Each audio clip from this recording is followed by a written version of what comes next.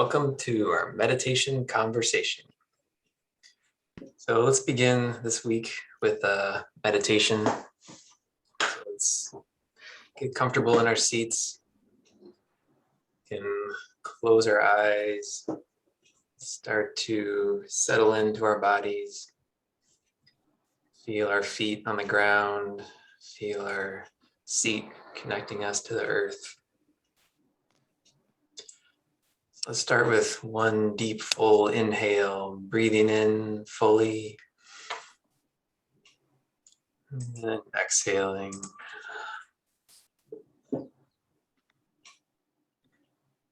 Now bring your attention to the crown of your head, the very tip of your head, and imagine a cooling, relaxing sensation starting at the top of your head, starting to spread out along the top of your head and around the curve of your skull into your forehead.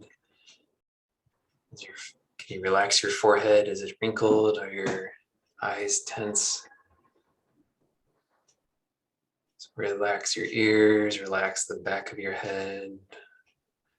As this wave of relaxation continues spreading down your face and your head,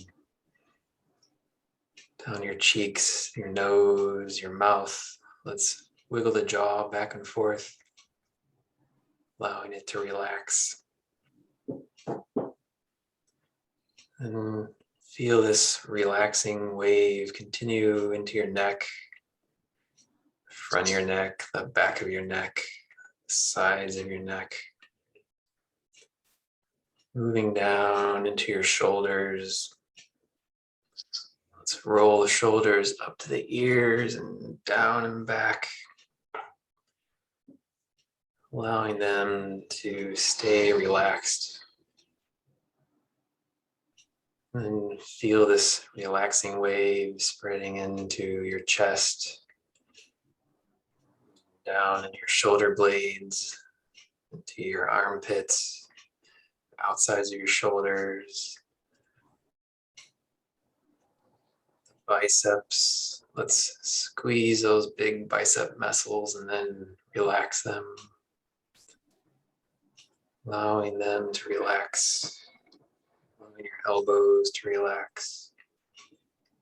The pointy bone at the outside of your elbow, the crease on the inside.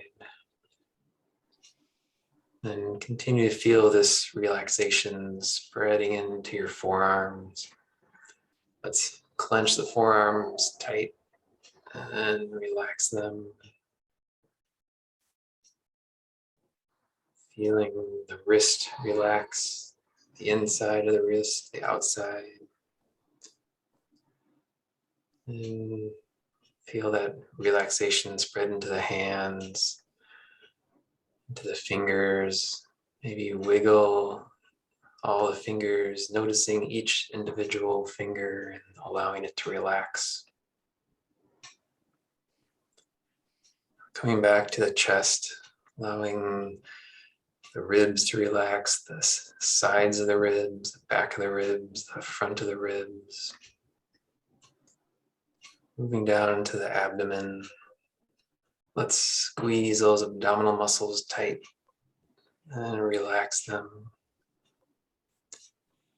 Continuing to allow this relaxing wave to spread into the lower back, to the hips, the sides of the hips, the crease of the hips in the front. Moving down into the legs, into the sit bones, into the thighs. Let's clench those big muscles of the thighs and then allow them to relax. Feel this relaxing wave continue down into the knees, the back of the knees, the inside, the outside, the kneecap. Moving down into the calves. Let's squeeze those calf muscles and allow them to relax. allowing the ankles to relax,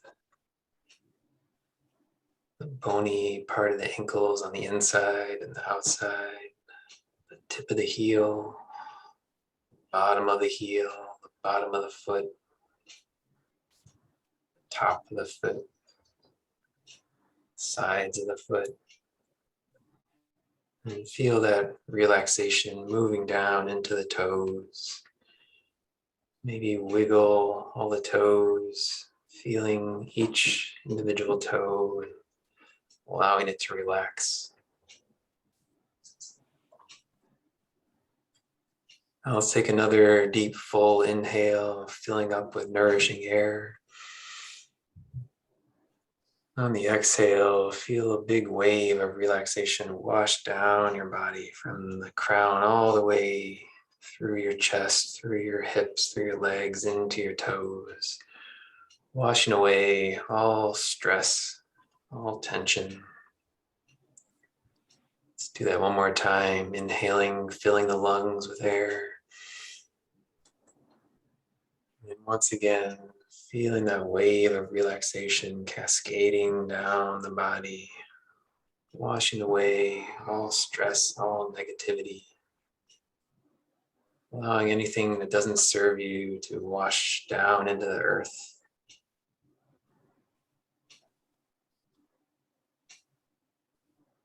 Now let's continue to sit here in this body awareness for the next few minutes.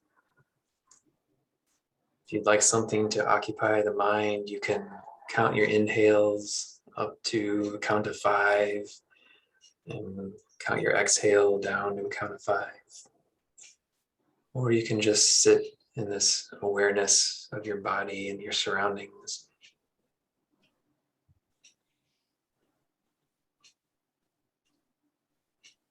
Just allowing all sensations to come into your consciousness and pass back out.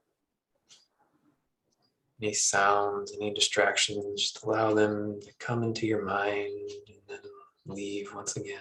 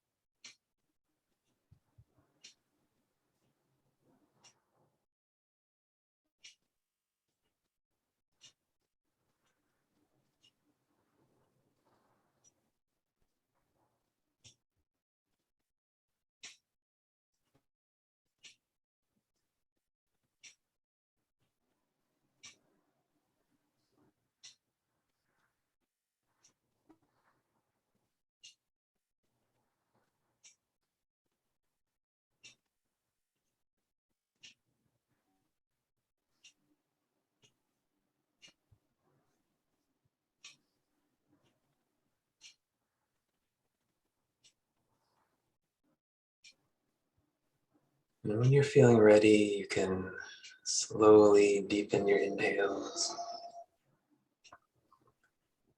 Start to bring your awareness back into the body.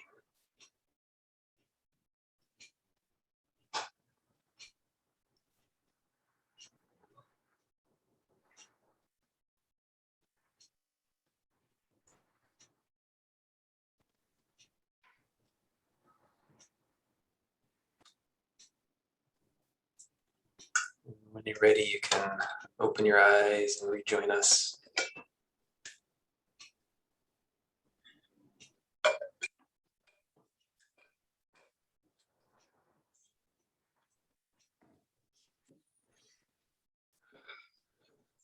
How's everyone doing? How was that meditation?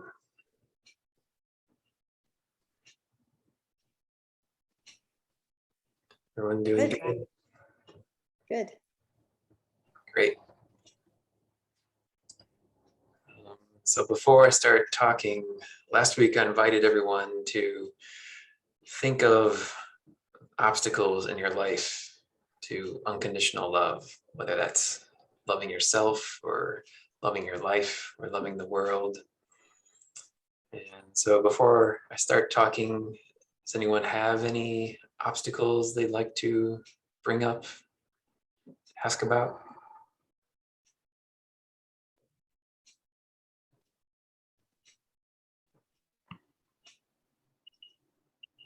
So I wasn't here last week. Can you just tell me what you were asking people to think about again? Can you clarify a little more? Sure. Well, so I've been talking a lot about unconditional love, loving ourselves unconditionally, loving our lives and our circumstances unconditionally, and then loving the world and all the people in it unconditionally. But so naturally, because of the experiences we've had in life, the conditioning we've experienced, the wounds we've had, we can find lots of obstacles. Our mind can come up with lots of reasons why we can't love something unconditionally, whether it's ourselves or something about our lives or something out in the world, whether it's people or circumstances. So I just invite you guys to think about that. Think about what's stopping you from loving yourself fully, or what's stopping you from loving your life and everything in it, and the world and everyone in it. I think kind of like what we were talking about last week a bit, for me at least still, and this is something that I've been working on continuously, it kind of goes back to past experiences and past decisions and forgiveness for those kind of make it a little difficult. So for me, it's constantly working on self-forgiveness to work towards unconditional self-love. So that's something that is an obstacle for me. Yeah, and that's a very common obstacle. Because we've all done things to cause pain for ourselves or cause pain for other people. I think that's what we often really struggle with, for forgiving ourselves for the pain that we've caused other people in our lives. I know that's been a struggle for me as well. But so one way to think about it is to think about how the brain works. I've talked about this before, about the modular model of the mind, and how we think that we're rational thinking beings. We think we're in control of our thoughts. That we have conscious rational control of all of our actions. But there's a lot of research out there that suggests that the way the mind works is that behaviors are driven by thoughts, but at the root of all thoughts are feelings. And so when we do something that's causes pain for other people or for ourselves, it's because at the root of that behavior was some thought that caused that, but at the root of that thought was some feeling within us that caused us to have these thoughts and act in a way that cause pain for another person or cause pain for ourselves. And often, if we start to examine, really look at that decision that you made, and the thoughts you were going for and the feelings that you were having at the point, there's some feeling of pain deep inside us that causes these thoughts to arise, that cause us to act and cause pain to other people. And we're all doing the best that we can in any given moment. And that decision that you made to cause someone else pain, that you were doing the best that you could based on your own unresolved pain. And so that's one way we can have more compassion for ourselves and forgiveness for ourselves, and realizing that all the hurtful things we've done to other people and to ourselves, we were doing the best that we could at that time, given our upbringing, given the experiences that we had, the wounds that we suffered, and then the present circumstances that we found ourselves in. We're in any given moment, we're always doing the best that we're capable of.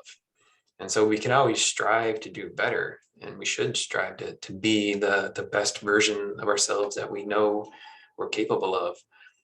But when we fail, we can still realize that we're still doing the best that we can. When we fail, it's not because there's something wrong with us. It's because there's still some pain, some unresolved pain deep inside us that just needs more love. And so the way to stop causing that pain for people in the future is to give ourselves more love, give ourselves more unconditional love, and heal the wounds that we have that are causing us to make these painful decisions. So That's a good way. does that help? I think it does. I think it's a good way to frame it, definitely. Mm-hmm. And it's a process. I mean, because we've gone through our whole lives feeling the feelings that we have, and having these patterns running in our brain, these thought patterns running in our brain about how we're a bad person and how we cause pain. And it takes a while to unravel those patterns and undo that conditioning. But the best way to do it is to love ourselves through it. Just keep giving ourselves love, and keep loving that wounded part of ourselves that causes us to lash out at others, or causes us to be selfish and hurt others. Because at the root of that is still just unresolved pain that needs more love.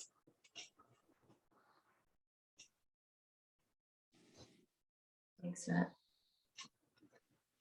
And, so whenever you're feeling down about yourself, when you're feeling guilty, you can try that practice we worked on last week about putting your hands on your heart and saying, "I love you."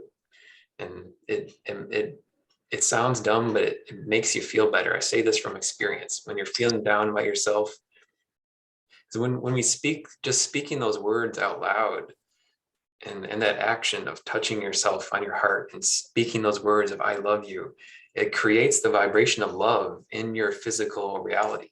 So whether or not you believe you deserve it or not, it's creating that physical vibration of love that is impacting your energy body and your physical body and your mind. I did incorporate that into my practice this week. Awesome. How's it going? Yeah. It actually has been going well. As I mentioned last week, that I felt like my heart was warm and felt grow like it felt like it was warm and large. It was, and that's helped with me throughout the week. It's the same thing. So thank you for that. Awesome. Great to hear.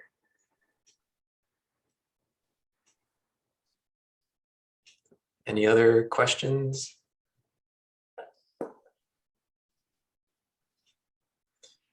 So an obvious question might be how to love all the crazy people out in the world right now. I mean, especially with this new Delta variant stuff, there's a lot of angry, confused people raging on the internet, and raging. Even just here Saturday, we had our monthly artisans market here at the Abbey, and we were supposed to have a food truck come and set up, and they got here early and they started setting up, But then the abbot, Lynn, went over to tell them that they had to wear a mask because Humboldt County now has a new mask mandate. So even in crowded outdoor situations, everyone has to wear a mask. And so he went and explained to them that there's this new mask mandate. Everyone has to wear a mask, and the vendors refused and started making like a scene and calling him a fascist and stuff, and like trying to kind of incite a riot from the other vendors there, like saying, who's with us, who's not going to wear a mask. And so I mean, this was like this whole little scene that we had here Saturday about the mask mandate, and stuff like this is playing out all over the country, I'm sure. And so when we're faced with this craziness, it can seem really hard. I mean, how do you love that, right? And but so another way, but we can still just look at it through the same lens, that so especially with all this stuff about COVID virus and vaccination, and whether you're for vaccinations or against it, and whether you're for face masks or against it, or whether you think it's a whole conspiracy from the lizard people that control us. I mean, whatever you believe, so whatever beliefs that we feel that we have no choice but to believe that, right? I mean, based on our life experiences and the things we've gone through and what we know and what we're seeing, we all feel like we have no choice but to believe what we believe, whether you're for vaccination or against it, right? Do you all feel like you have no choice but to believe what you believe? I mean, does that make sense? And so everyone else out there, they all feel, based on their life experiences, based on their education or lack thereof, I mean, just based on everyone else out there, everyone who holds all those crazy beliefs that may be opposite of your beliefs, they all also feel like they have no choice but to believe what they believe. And if their belief seems unreasonable to you, and it seems like it's because of their lack of education or their ignorance, it's not their fault that they lack this education that you have. And it's still they need more compassion, they need more love. And people who hold these deluded beliefs, and I'm not making a stance on what is right or what is wrong. It's a very complicated issue. But whatever your belief, and whatever other people's belief, if someone's belief seems totally crazy and totally out of line to you, like I was saying before, there's some feeling deep at their core, some unresolved wound, some unresolved trauma that's causing them to have these thoughts to cling to this crazy belief. I read a really interesting article about how when people are overstressed, the neocortex, the thinking part of the brain, kind of shuts down, and we all just start reacting emotionally. So everyone's super stressed in the world, and when that happens, then we start thinking less critically, and then belonging to a group becomes very important. And so that's why these people that start believing these really crazy out there conspiracy theories or beliefs, that believing that they're part of this group that shares this belief brings comfort to them, to their nervous system. And so that's why people can cling to these outrageous ideas. And again, what they need is not someone screaming at them, telling them how wrong they are, how stupid they are, how ignorant they are. What they need is more compassion. What they need is more love, and maybe some mental health counseling. But hatred and anger is not going to make the situation any better.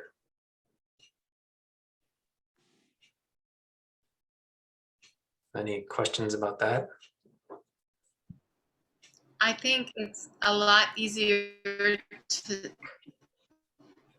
say than to do in some ways. When I saw this news clip about these educators, a school board who basically is mandating masks at school, and the parents were, after the meeting, freaking out and screaming and yelling at the educators and the school board about, we know where you live, we know how to find you, and just like, I mean, the clip was unbelievable. And how do you find compassion in those moments? Like, how, if somebody is, or like the storming of the Capitol, let's say, or something like how do you, when it's so extreme, how do you find it in your heart to just roll over or just like pour love instead of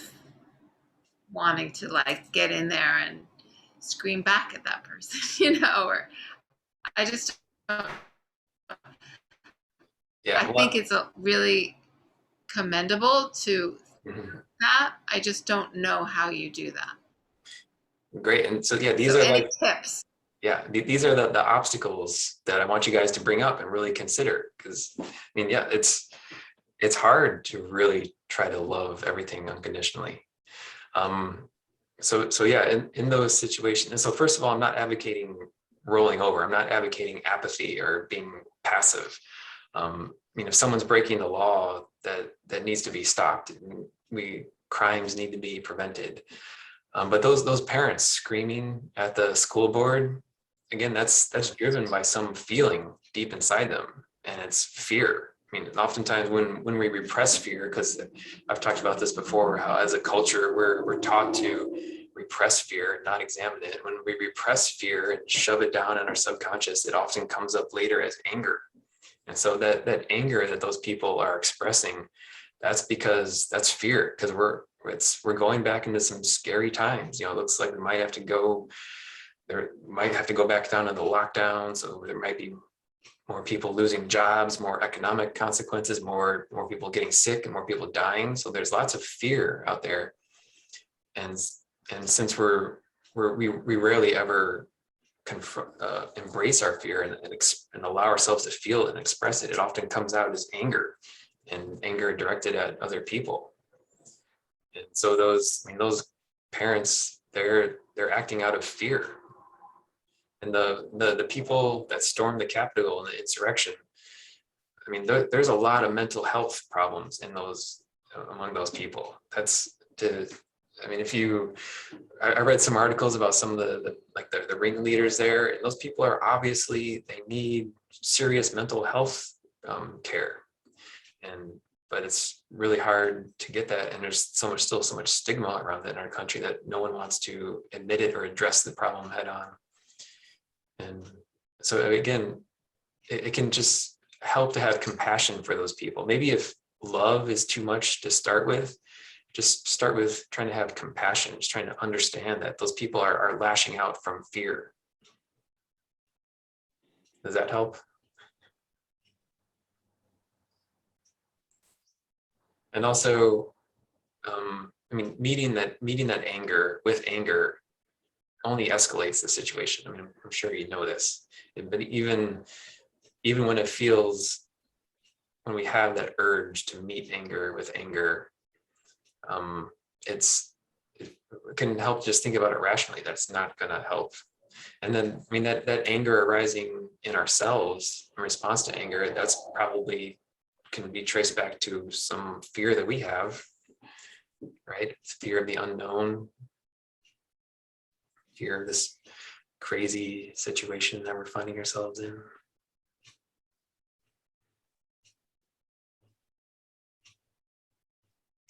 You still seem unconvinced.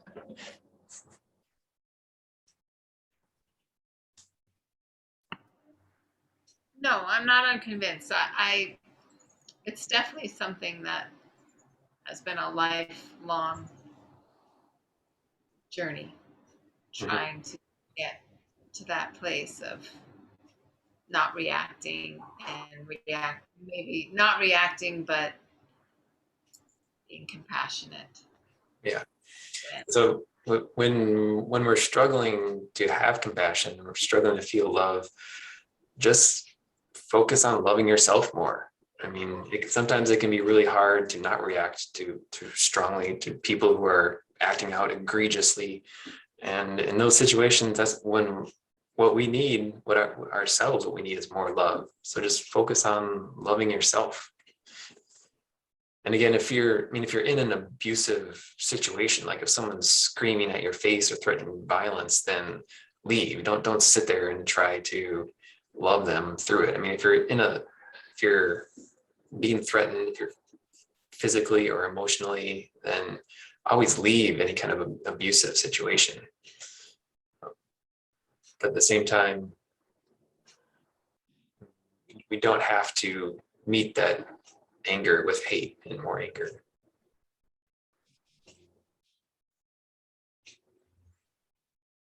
All right, so let's do another meditation. So we can use music for this one if you have the playlist. If you don't have the playlist, it's no problem. So let's get comfortable in our seats. Close your eyes, settle into your body. That was some heavy stuff, so let's take some deep cleansing breaths to let go of that. So let's inhale deeply. Breathing in, filling up. And then we can exhale, letting go of anger, letting go of pain. Let's do another deep cleansing inhale. And then exhale.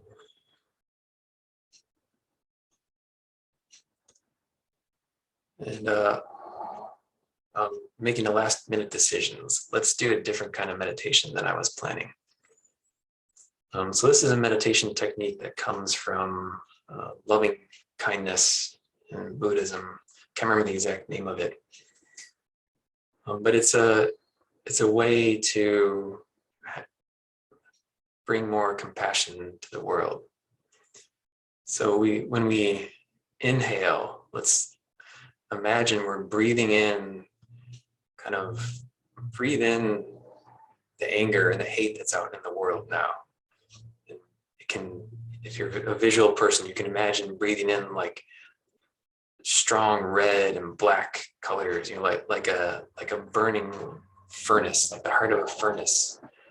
So we can breathe in all the pain in the world, all the anger, all the hatred in the world. Breathe in, and then as we exhale, transmute that and breathe out a cooling, loving, relaxing, bluish, whitish color. So this is a meditation technique to bring more peace into the world, bring more love into the world. So we'll inhale, imagine that we're breathing in all the pain, all the anger, but we're not taking it into ourselves. We're not polluting ourselves with it. We're just breathing it in and then breathing out the opposite sensation of calm, peace, love, relaxation, soothing, nourishing. So let's practice that technique for the next few minutes. If you'd like to use music, you can hit play now.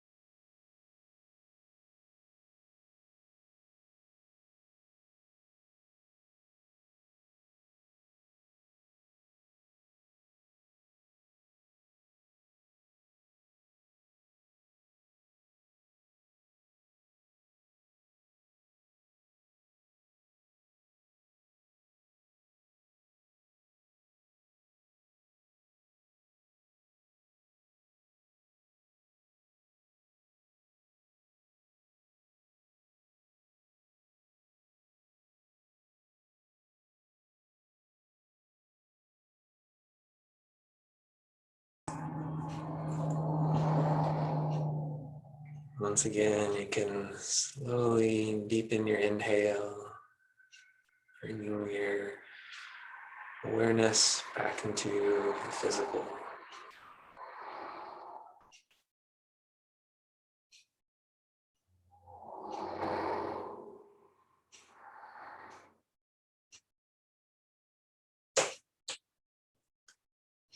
When you're ready, you can open your eyes and rejoin us.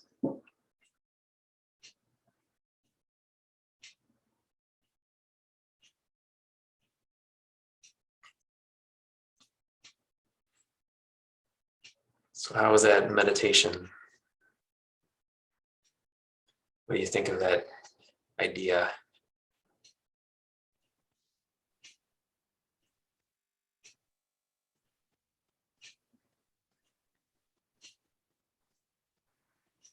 Any comments? I personally like the concept. Well, my other meditation teachers, we do something extremely similar. And how he also describes it as, the opposite of inhale, the good, exhale the bad. When you do that, you're just he kind of explains it as polluting the earth, and you don't want to pollute, like leave all your negativity out into the earth, exhale bad energy out.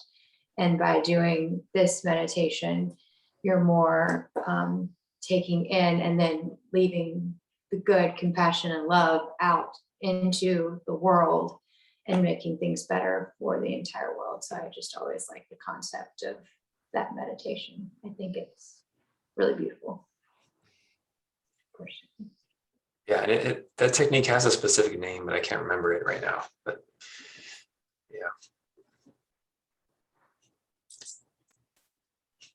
yeah, but you gonna say something, Terry? I was just going to say that one of the things that I appreciate about that is that you can, like, I can often feel very powerless, talking about, what's going on in the world and all this. There's a lot of crazy stuff is all I can say. And, wonder sometimes if there's even anything you can do about it from our little seat here. And that just felt like doing a little something anyway. So I liked it. Yeah. Yeah, that's why I like it too. I mean, that's one thing we can do. I mean, we all want to make the world better, and some people are called to be activists or really physically change the world. But some of us, our job is just to live our lives and do energetic work like this. And so it can be just another valid way to make the world a better place, bring some more love, bring some more peace into the world.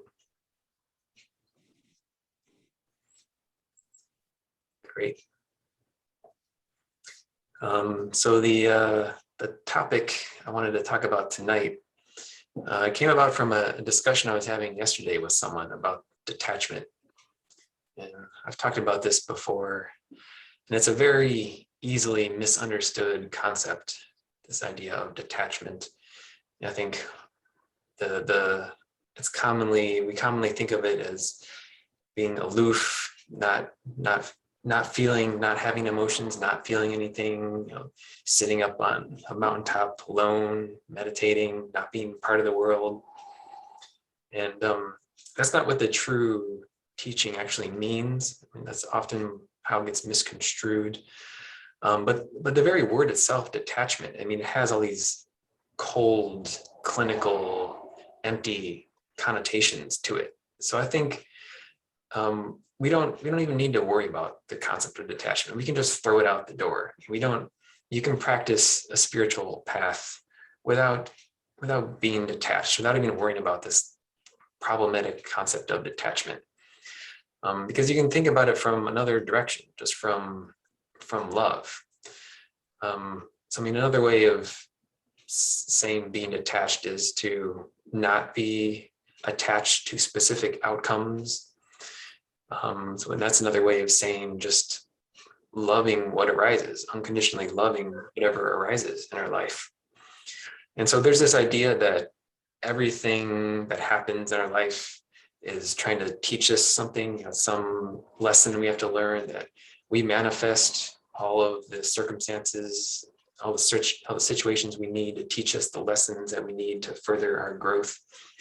And all that is true, but when we're in the moment of suffering, when we're going through some shit, whether it's something serious like the death of a loved one, or the end of a relationship, or loss of a job, and when we're going through some serious emotional turmoil, that idea that it's what we need to learn from and grow from, that's not very comforting in the moment.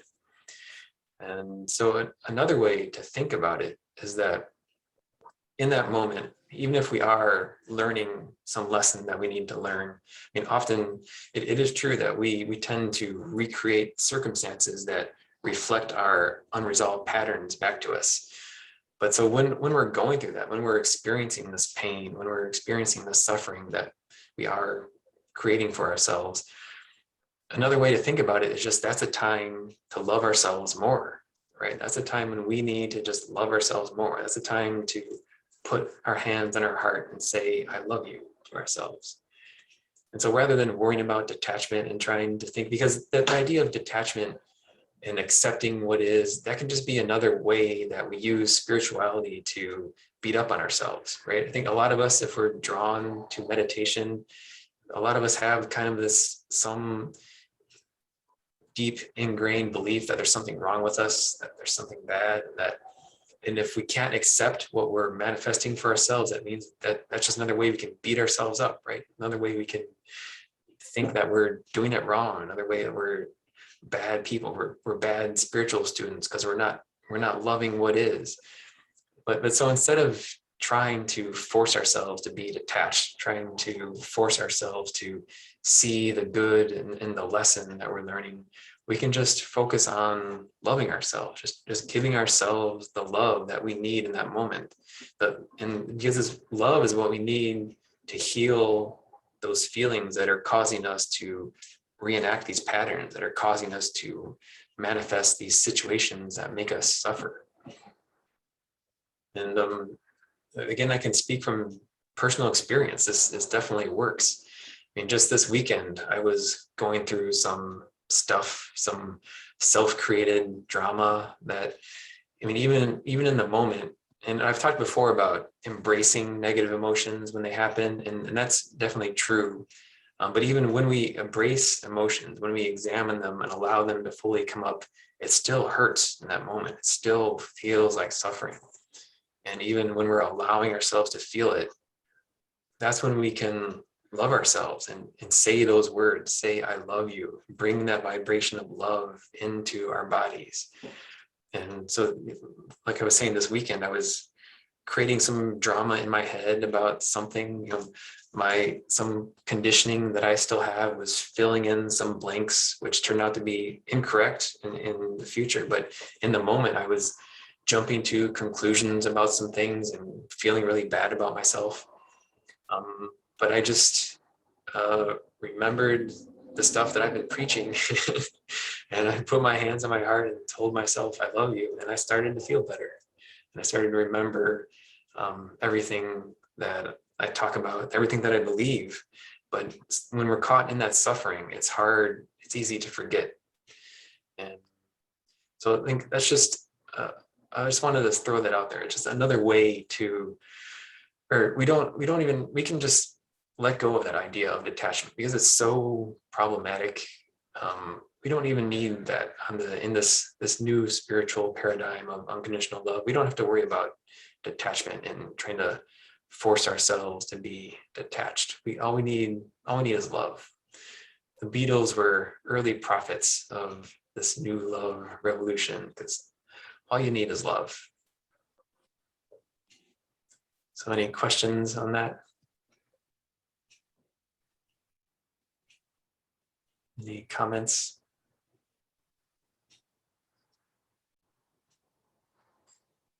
Does anyone struggle with that idea of detachment?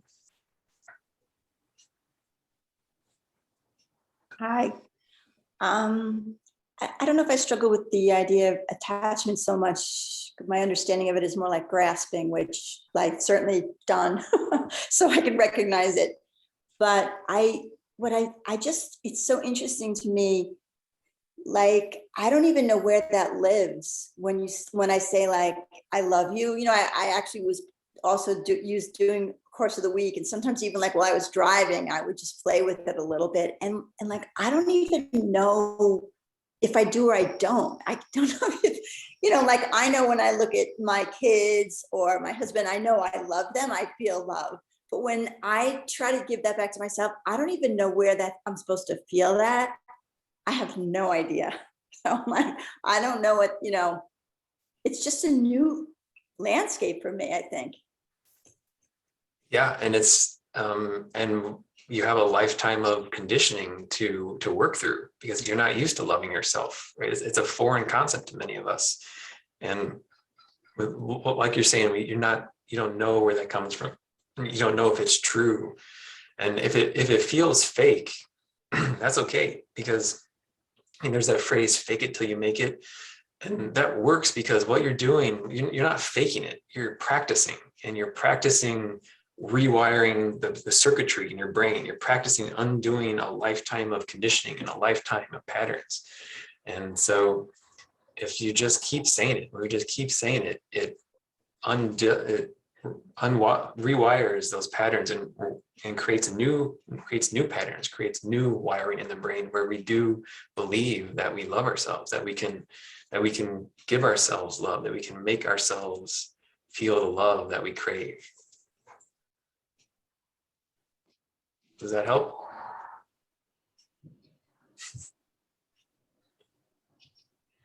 So kind of like on that point, and I know that you probably know much more about this than I do, but I just love this fact that the subconscious does not understand sarcasm. So even if when you're saying it, you don't truly believe it yet, and even if you say it silly, your subconscious doesn't know the difference. So you are getting it in there and you are hearing it, and your brain is hearing you say it and believing it.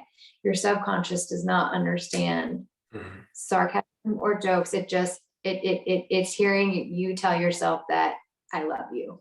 So doing it over and over again, it is forming that and getting it in there, and over time, as you're saying, it will form that path.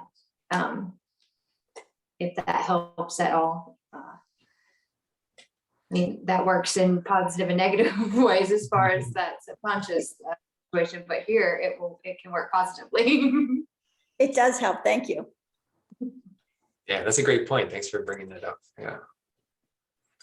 Yeah, and just kind of through rote determination and repetition, I speak from personal experience. It gets easier over time, even if it sounds really dumb and stupid at first. But so we can play around with this. Like, that's great, they're doing it. It's nice to make it a daily practice, but just whenever you're feeling bad throughout the day, whenever you're feeling down on yourself, whenever something sad happens, or you're just try it. Just try a little bit. Just try putting your hands on your heart and saying, I love you. And see if it doesn't over time make you feel a little bit better.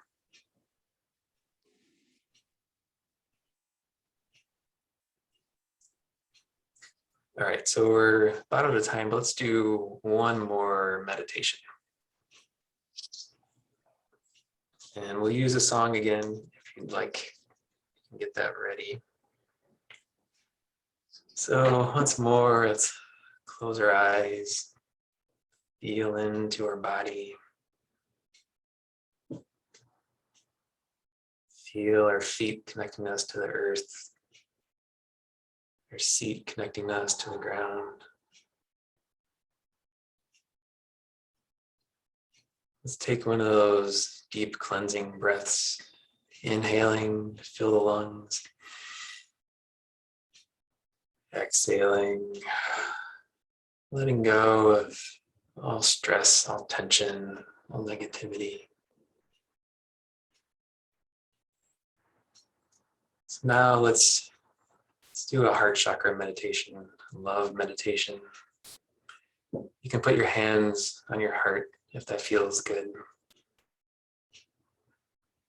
Now I invite you to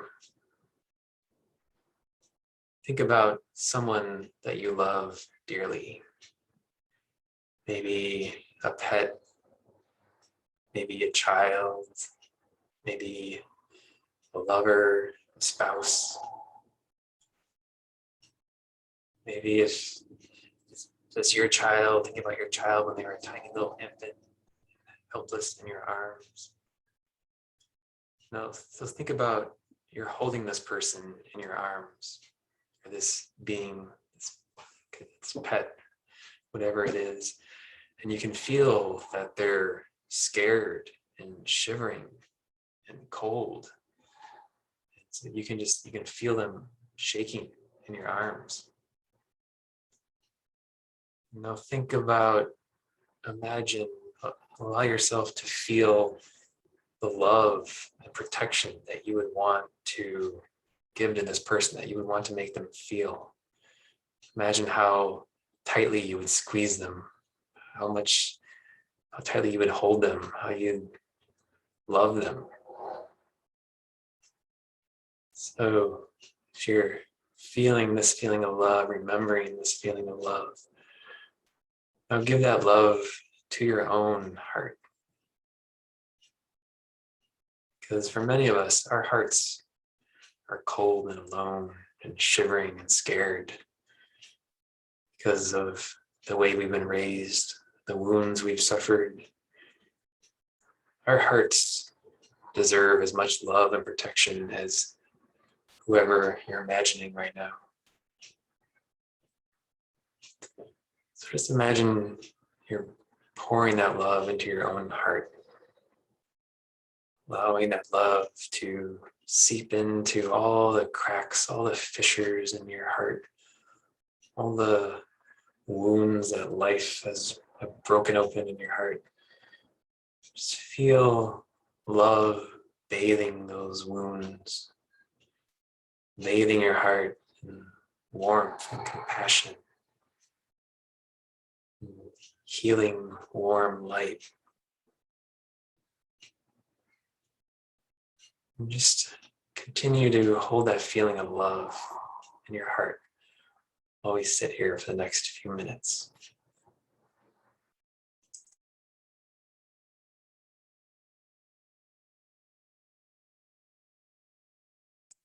And if you're using a song, you can hit play now.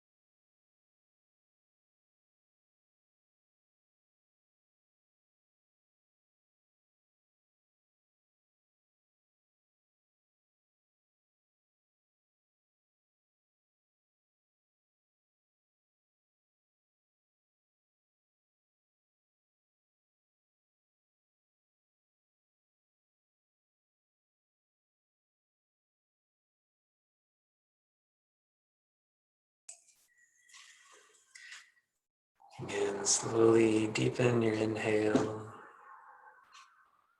Come back into the body.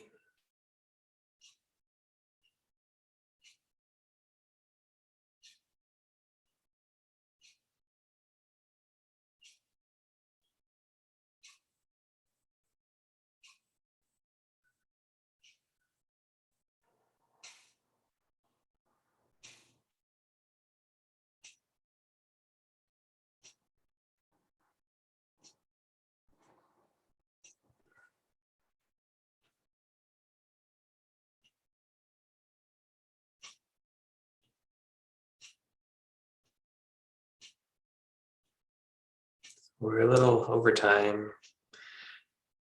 Anyone have anything, any comments, anything we want to share before we sign off?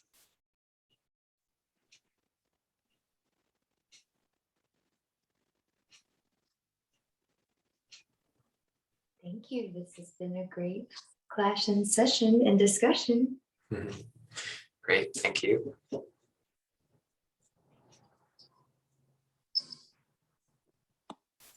Thank you, Matt. Good night, everybody. Well, I got some exciting news today. Nice.